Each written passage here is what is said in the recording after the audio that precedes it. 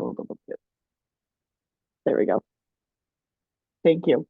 Great. Thanks, Jen. And thanks to you and the league for having us. I'm Brian Daniels. I'm the director of the Office of Management and Budget, and I'm joined by Riley Connaughton, who is also with the Office of Management and Budget. Today, we're going to talk about the Municipal Public Safety Infrastructure Program that the General Assembly passed in the fiscal year 2024 budget. We did some initial outreach to agencies, to cities and towns, to get a sense of what types of projects might be out there. There are some specific criteria in the statute about what types of projects are available for funding, but we wanted to make sure we had an opportunity to meet with you all and discuss some of the criteria for application, and also to cover some of the questions that have come up. So some of you may have been on the call, so the governor's call, governor's office call a few weeks ago. So this is very similar to that presentation, but we do have some new information based on questions we received. But first of all, just wanted to give a high-level overview. The General Assembly approved $11 million in state fiscal recovery funds for what they are calling the Municipal Public Safety Infrastructure Grants. Now, this is a competitive grant process. We got a great question last time on the governor's office call. Unlike the municipal community center program, the learning centers through the Capital Projects Fund, that is a formula grant. This is a competitive grant. So everyone will need to submit an application, and they will be scored competitively, and then we will award based on those scores. The goal of the grant is to provide cities and towns with support to make infrastructure improvements to public safety facilities. There had been a few communities that met with legislative leadership and the governor, noting expansions or renovations or new construction of public safety facilities. And so the General Assembly put aside $11 million to support those efforts. Grantees are municipalities within the state of Rhode Island that have a public safety infrastructure need. We did get a question about fire districts. We'll talk about that in a moment, but remember, the municipalities are the ones that need to apply. The eligible activities, it can be really any construction renovation project. So it can be all design, pre-development, construction, and direct administrative costs for a public safety infrastructure project. Again, these can be new construction, it can be renovation. It doesn't have to be a new construction, it can be renovation. One thing that does matter is the project has to be at least $1 million. So the total project cost has to be at least $1 million. We'll talk about that in a moment. The matching requirement, municipalities do need to put up at least 50% of the project. And it does need to be the majority of the cost, again, at least 50%, but it can't be the full amount. We'll talk in a moment. The General Assembly gave us direction where they don't want the state to be supplanting municipal funds. So there needs to be a substantial amount of municipal funds, but essentially the goal of this project is to get you over the finish line if you are trying to close the last 10, 20, 30% of the project, maybe a little bit more. That's where the state dollars come in. The maximum award is $1 million for local projects and $5 million for regional projects. Just one comment on regional projects is that when we did the initial outreach to municipalities, people said, oh, this is a regional project because we have a municipal aid agreement, or we have a mutual aid agreement with another municipality. That is not just the existence of a mutual aid agreement with another municipality does not qualify it as a regional project. It really needs to have some regional focus, whether it's a regional dispatch or you're consolidating facilities across districts, across municipalities. That's what the General Assembly views as regional in this case. And there is a link. We will make sure that you have it if you don't have it already to put the application is on the Pandemic Recovery Office website. Next slide is criteria.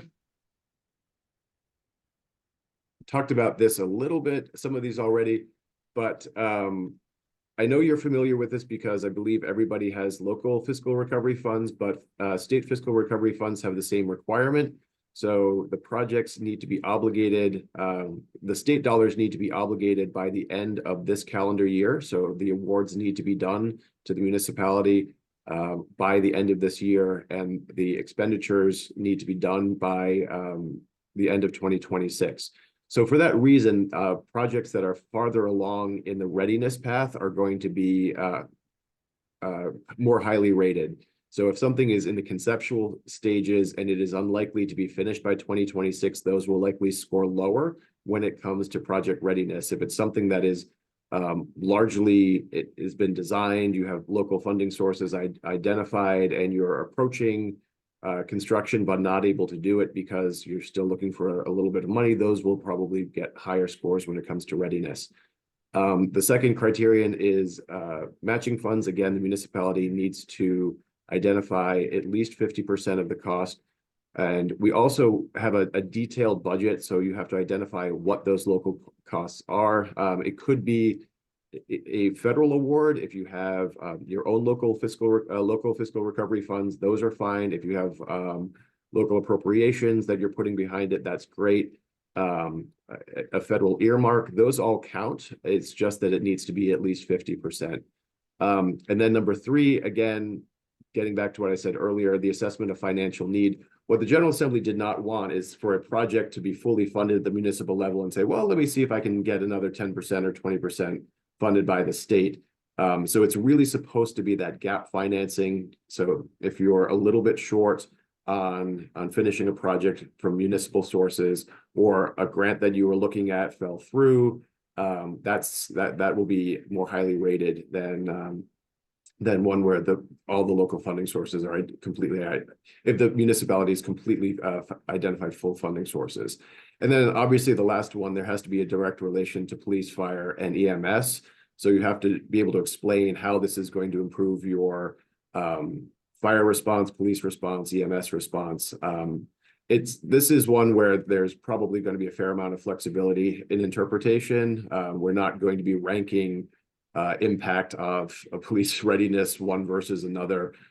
It really just needs to show a direct relationship to police, fire, and EMS, because that is in the statutory requirement. Next slide, we'll talk through the awardees. This is from, the timeline is from a few weeks ago, but when this was available on December 14th, it's been open for almost a month now. That TBD is today, so that is our office hours to talk about. We will also, you can also submit questions on the Pandemic Recovery Office website. Submissions are due by January 26th. That's another reason we want to do this call today, to make sure that people could get any questions answered about it. We will have an evaluation committee score the proposal, hopefully in late January and mid-February, and announce awardees in late February. That is the general timeline. We have received a number of questions, and I think it's worth walking through them. Again, the project has to be more than $1 million. So if it is less than $1 million, that is, the project does not qualify. That is in statute. We don't have a lot of flexibility on that. It's a little confusing because the maximum award is also $1 million. So, but they put both of those numbers in the legislative language, so it just does get a little confusing. A maximum award of $1 million would probably be for a project that's larger than $1 million, because there has to be at least 50% local match. And that's that second point. The local match does have to be a majority, more than 50% of the cost. Again, eligible activities, design, pre-development, construction, direct administrative costs related to public safety. Those are eligible expenditures. This is a capital project, so it's not operating. So it has to actually be for infrastructure improvements and capital improvements. It is not for operating costs. That's one of the things that was questioned. It has to make sure that it is a capital request. It is an infrastructure project. We did get a very good question about fire and water districts. Many municipalities have fire districts. The statute says that funds shall be provided to support cities and towns. So we're not saying that fire and water districts can't apply, or a fire district can't apply, but it needs to be done in consultation with the municipality and with the support of the municipality.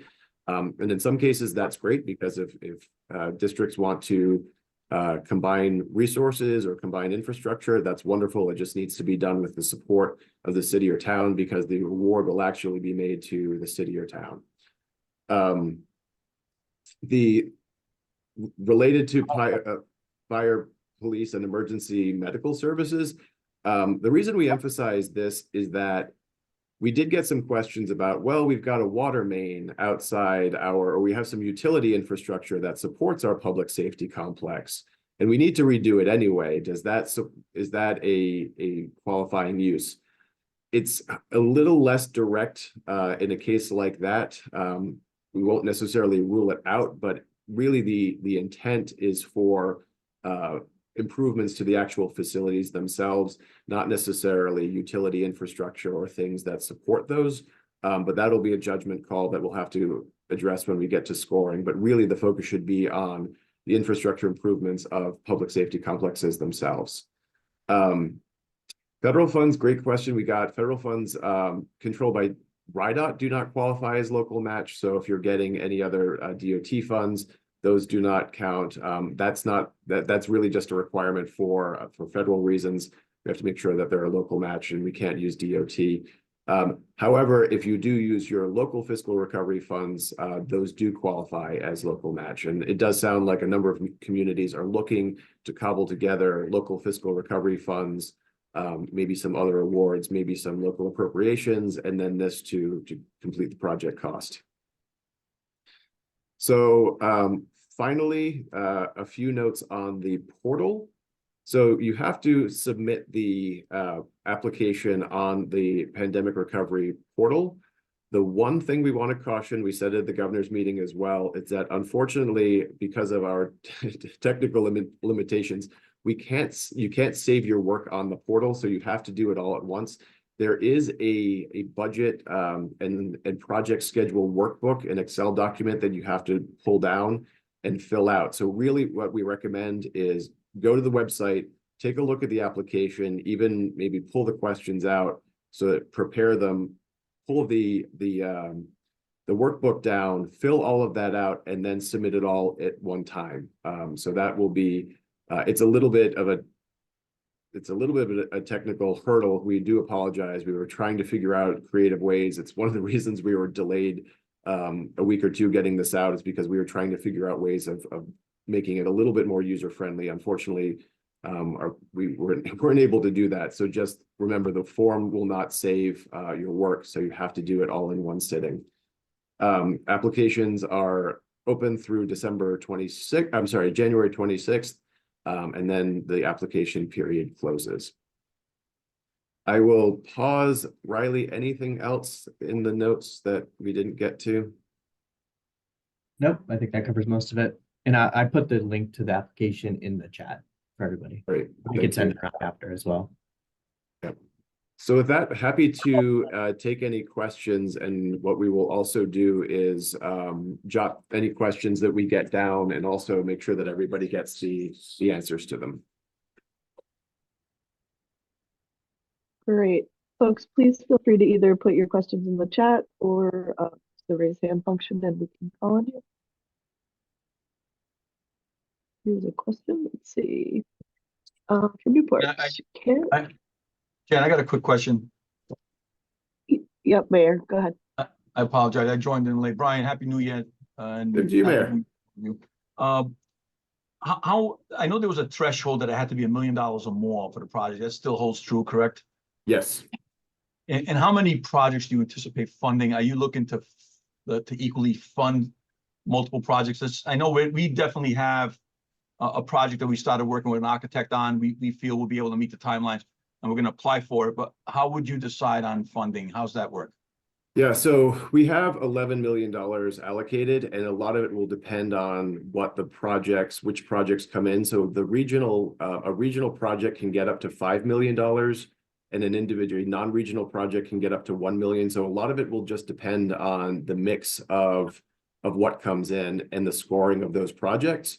So we could have a situation where you have two regional like one regional project and then six individual, up to six more, it could be six individual projects. The maximum award is $1 million, so it could be a little bit less than that. We're going to try to stretch the $11 million as far as we can. If there's a strong regional need or two regional needs, then those might crowd out some of the other funds.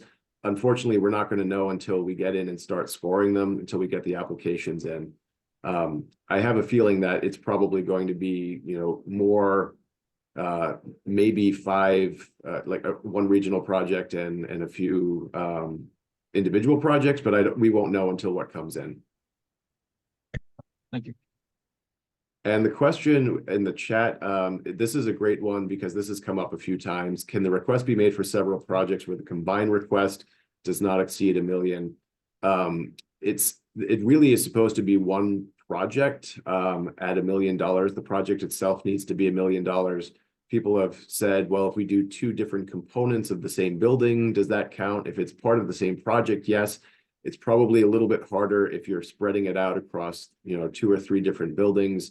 That's where it gets a little bit more complicated. This was really intended. I've had numerous conversations with House and Senate fiscal staff. They're the ones who established this program.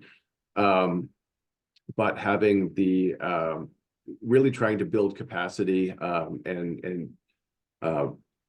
so if you have an aging facility that needs to be rebuilt or renovated, that's the type of project that they were looking to support, also encouraging regionalization. Scoring matrix, I believe we have a tentative one. I think that's a great question. If we do have that, we will put that on the frequently asked questions on the pandemic website. Because that is, I do think we have that. We just need to check with the evaluation team. Would 75% matching funds have a better chance of success than 51%? Probably, yeah. I mean, I think the goal is to try to have the project be largely municipally funded and have the state fill in the gap. So, but then again, if it's a high priority project, then that may also help. So I guess it depends, but on that particular criterion, if we were taking a look at, just that scoring criterion about what the local match is, yeah, 75 would be rated higher than 51%.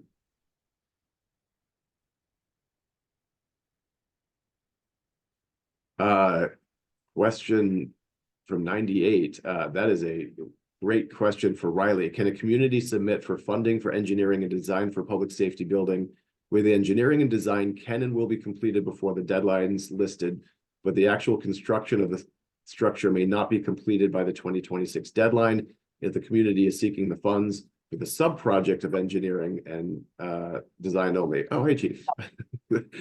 That's a good question. I think the expectation was that it was construction completed, but I defer to Riley on that. Yeah, so I think in terms of whether or not it can be technically done, I think that's correct. It could just be the design for a building that wouldn't actually be constructed until after 2026.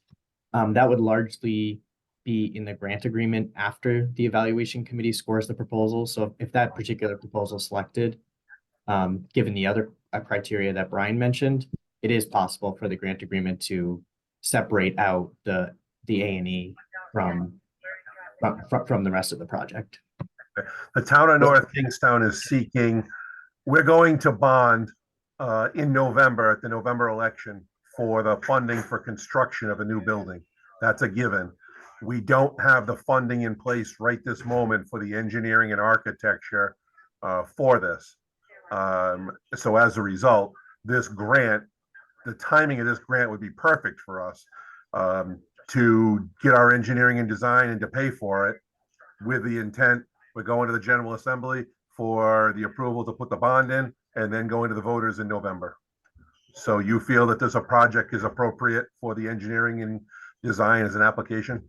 Yeah, I think where it may show up, Chief, is that there's a little bit of risk from the project overall project funding standpoint. So if, for example, the project doesn't for some reason the bond doesn't pass and the project doesn't get completed, I think the General Assembly wouldn't be thrilled if we funded engineering and design for a project that isn't completed. So I think that will show up when we're scoring the overall kind of project timeline and local funding availability. So that we probably have to add a little bit of a risk factor if you're going to bond. But the engineering and design alone should be a qualifying use. It's just the project. If the total funding for the project isn't completely allocated, we would have to assume a little bit of risk in the scoring there. I understand. Thank you, sir. Sure. Any other questions? So there's another, just to be clear, regarding the potential 1 million available to single municipalities. The 1 million is the potential amount that is available, provided that the municipality has over $1 million available in matching funds, or is 500,000 the maximum amount available per municipality. That is a great question, because this is where it gets confusing. The project has to be at least $1 million. The total project cost needs to be at least $1 million. And the maximum award is also $1 million. We could do awards below $1 million. So you could, in that scenario, if the project is 1.25 million, we could maybe have an award, a matching state award of 500,000. Where the $1 million cap comes in is that if a project is, $4 or $5 million, the maximum amount that the state could contribute to that project, if it's an individual project and not a regional project, then the maximum award would be 1 million in that case. So that's where it gets where that 1 million cap comes in.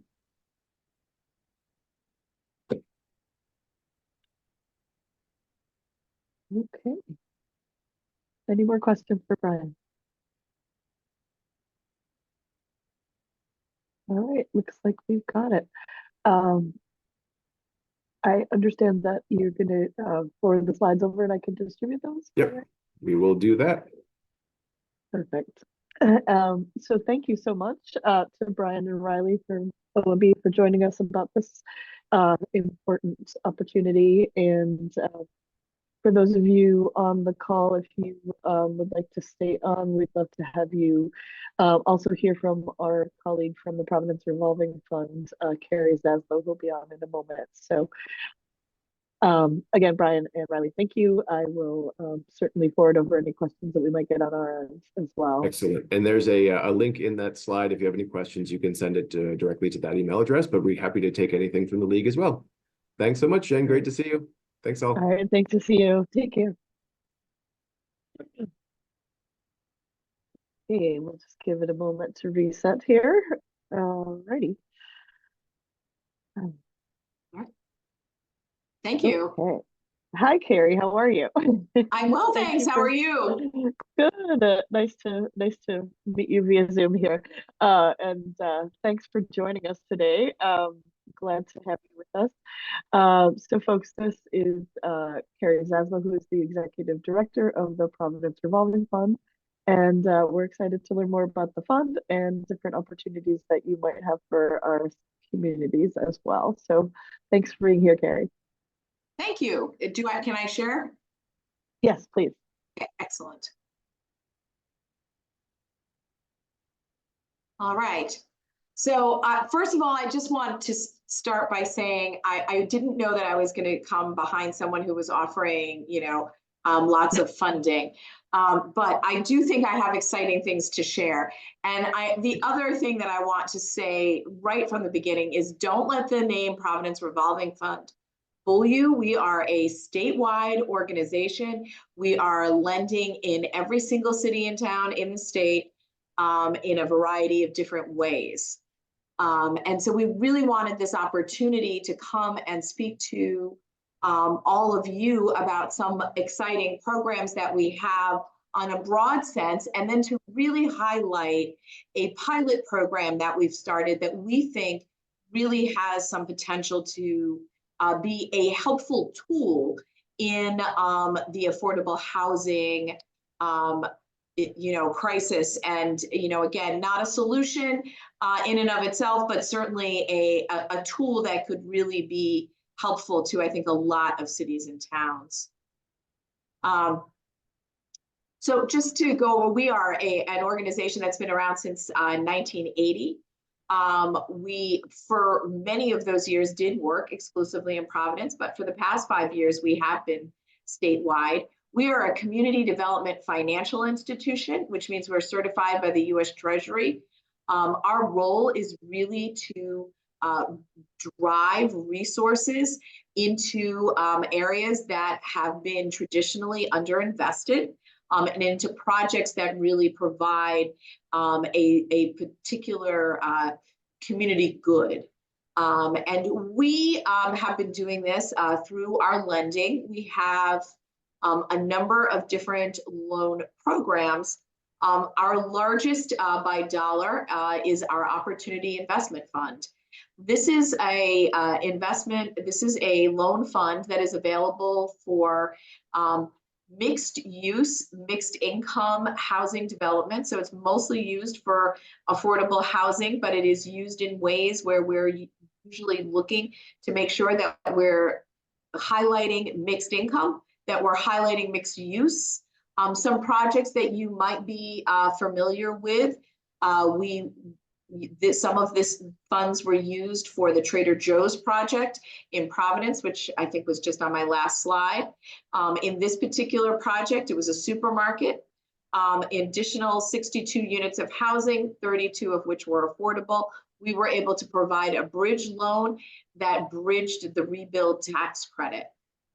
We also have provided pre-development funding in the city of Woonsocket for both the Burn-in Mill project and the Mill Race project.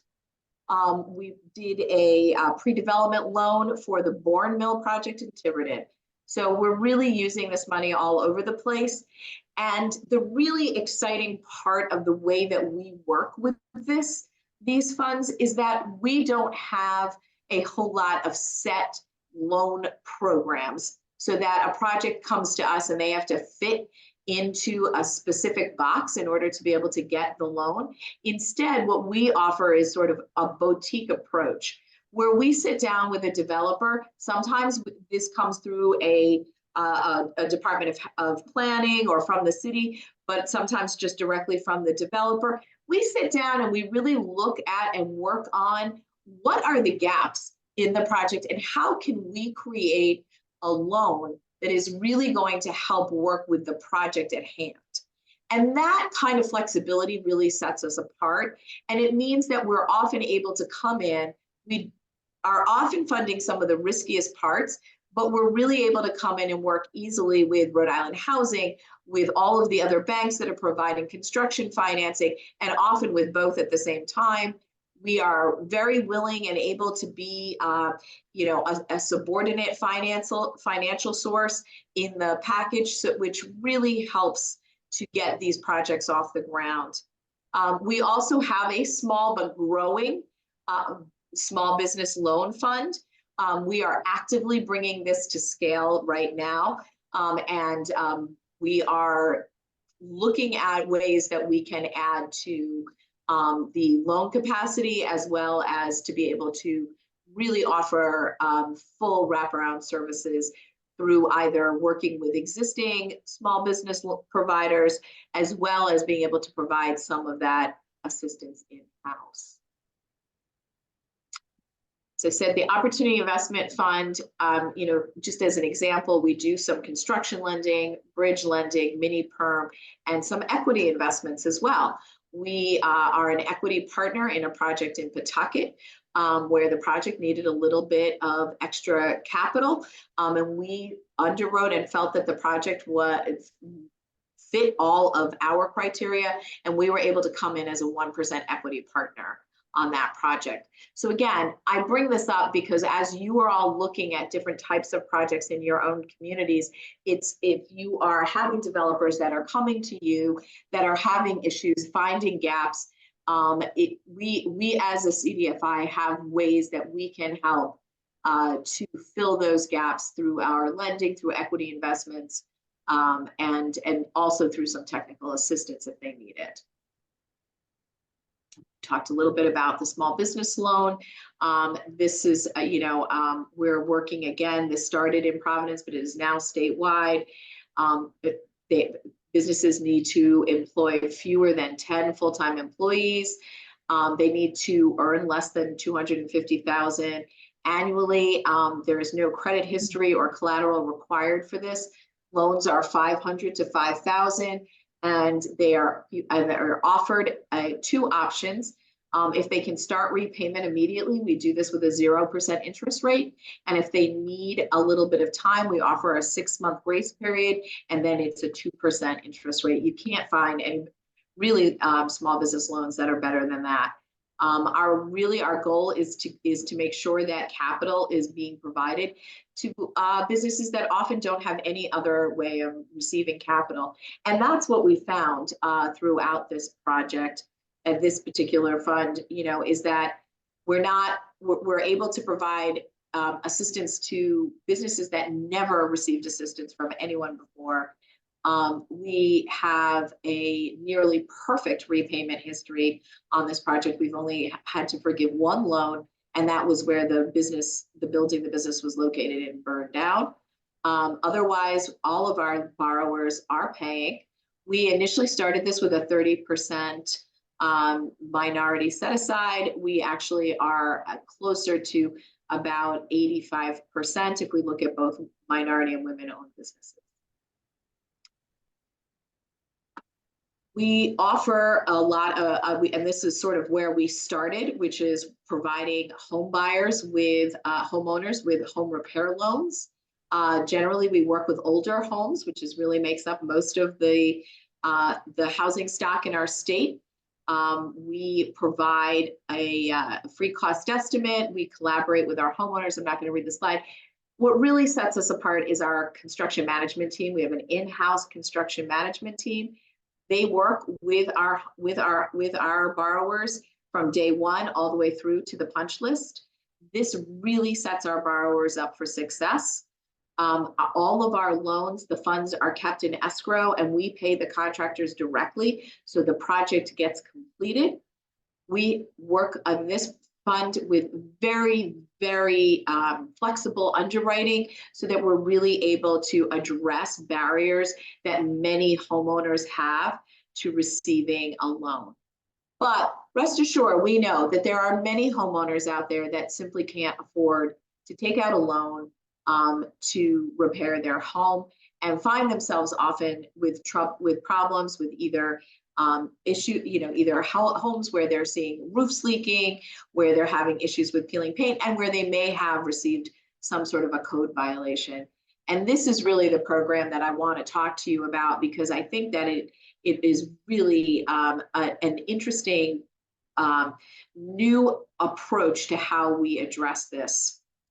We began working with the Providence Department of Inspection and Standards just about 6 months ago. And what we were able to do is use funds that they had collected in fines, mostly from banks and holding companies when houses were foreclosed and there were fines. Those fines, we were able to create a fund that provides either a forgivable loan or a low interest loan. So we look at a household's income. If they are earning over 100% of the area median income, they are offered a low interest loan. Those loans have an interest rate of 3.25%, and they have a 5-year term.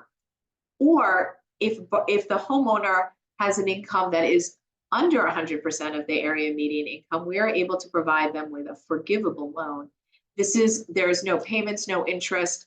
There's a 5-year lien placed on the property, and the lien is forgiven. It's 20% per year. Both of these products also include our construction management, which really, again, provides the homeowner with a really good sense that they are going to have the project done so that it meets the standards, so that they can remove any code violations, and so that we can make sure that the home is healthy and safe for them to live in. What we've discovered in the first 6 months of this project led to another piece that is become very, very innovative, which is the creation of affordable housing units. In many of the properties that we found as we started approaching just repairing homes that had code violations, was that very often these homes had units that they weren't renting because of the code violations and because of the disrepair of the home. We also found that many of them were renting. If they were renting the units, they were already renting them at below market rate, again, partly because of because of the condition of the property. And in particular, what we were really interested in making sure that we addressed was displacement. We didn't want to be putting money into a property only to find that the existing tenant was now priced out because the homeowner was now going to increase the rent substantially. So what we started offering is that the homeowners would be receiving a forgivable loan to repair their property, but they had to, in exchange for that, put a deed restriction on the property and therefore creating affordable housing. To date, we have been able to create 9 units in the first 6 months. These are existing units. They either were not occupied, so they were not not being utilized, or if they were substandard.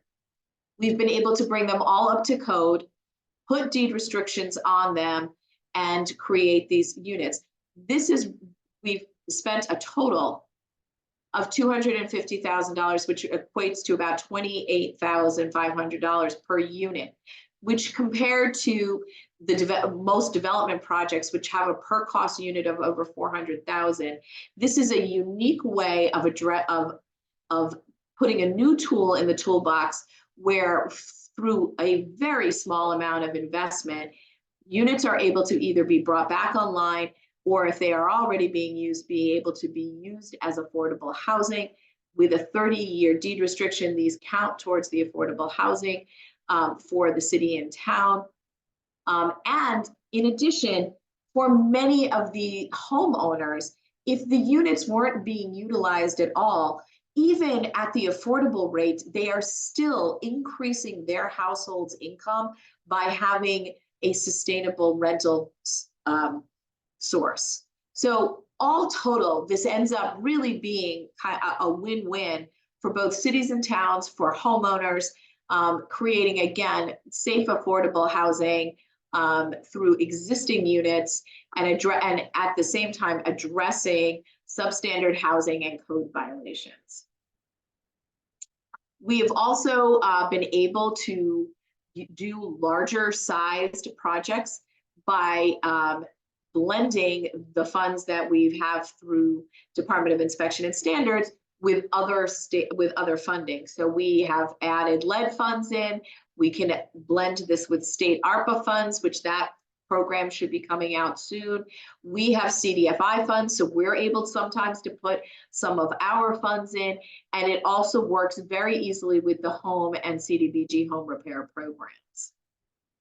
And I'm going to stop sharing so we can open it up for questions, if there are some, or otherwise I'll just talk a little bit more about where we think this can grow. Great. So if anyone has questions, please feel free to either put them in the chat. We're a small group, so you can show us your face if you'd like, or put your microphone on and just ask away.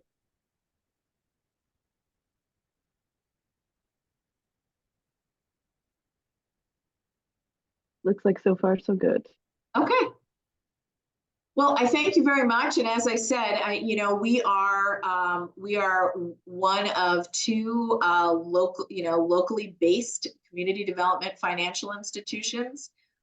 We have a number of different programs and loan products that can be utilized throughout the state. And I am available for phone calls after the fact. I'm sure Jennifer can can send the presentation as well as my contact information. And, obviously we would love to have an opportunity to talk with you individually about whether these kinds of programs might work for your city and town. We think that they are an innovative approach to adding yet a new tool to the toolbox. Absolutely. I think it's wonderful to see such creativity to get some important housing stock on the books there. So Yeah, and thank you, Carrie. I'm sorry, one last thing I do want to just add. Please. I mean, because one thing I don't know that I really talked a lot about was who ultimately we have had come into this program. And that's been an interesting aspect to it for us, just as we have really considered, policy issues and how we want to look at programs. Many of the people that have come and been part of this program are older individuals who purchased their homes, usually with a spouse, while they were working, paid off their mortgage, are paying their taxes, and now find themselves struggling with the maintenance of the property, and ultimately then as well with being able to make these repairs. So what we're finding is people who ultimately have felt that they did all the right things. They are in a situation where their income is not likely to grow in any other way other than potentially through rental income. And where really there is also fear of working with contractors, fear of being, of finding themselves in a position of, being taken advantage of. And what the program's really been able to do, again, is to work with people who, who have paid off their mortgage, who are in a situation where their greatest asset is their home, and where they are on a fixed income and really do require some assistance to try to get the property back up to code and to be able to have units available.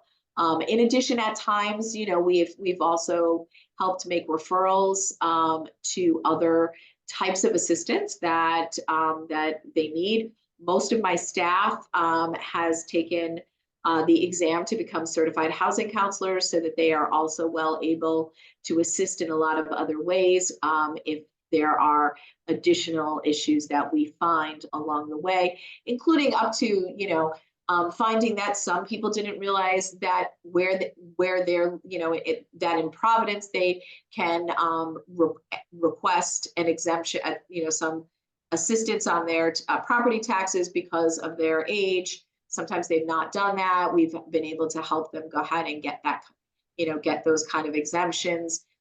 We even found someone who didn't have a homestead exemption despite living in the property. We want to make sure that they are also receiving and being able to keep as much of their money as they can. So again, we have those are just some of the observations that we've made as we continue to grow this program. Great. Any last questions, folks? All right. Well, again, thank you so much, Carrie. This was great. And we look forward to, I'll certainly distribute those slides out and share contact information. And let's talk some more too, in case you're interested in our convention, Carrie, because I think that getting the word out there too would be really helpful. All right. Well, yeah. Thanks, folks, for another Workshop Wednesday. And this will be recorded and available to your colleagues who might not have been able to join us on our YouTube channel. So that should be up by the end of the day. All right. We will see you next week. Thank you so much, Carrie.